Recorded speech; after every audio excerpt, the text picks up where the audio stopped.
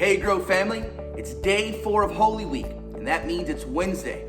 Now in the church world, this day is commonly referred to as Spy Wednesday. It's the day in which Judas met with some of the religious leaders in order to sell Jesus over. Now our reading is going to take us back to the Gospel of Matthew, but we'll be in chapter 26. So join me as we read together. Beginning in verse 14. Then one of the 12, whose name was Judas Iscariot, went to the chief priests. And he said, "What will you give me if I deliver him over to you?" And they paid him 30 pieces of silver. And from that moment, he sought an opportunity to betray him. So what can we learn from our passage today? Well, there's a couple of things we need to understand.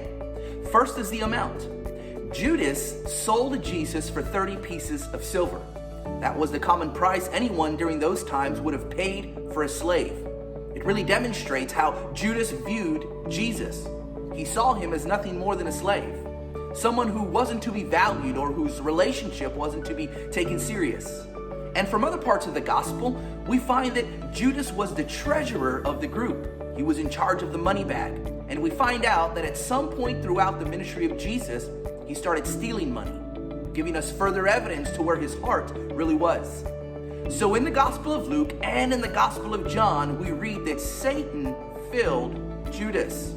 Because Judas's heart was far from the Lord, because there was unconfessed sin in his life, it left the door wide open for a dangerous thing to happen. You see, when there's unconfessed sin in our life, that leaves a whole lot of room for Satan's influence.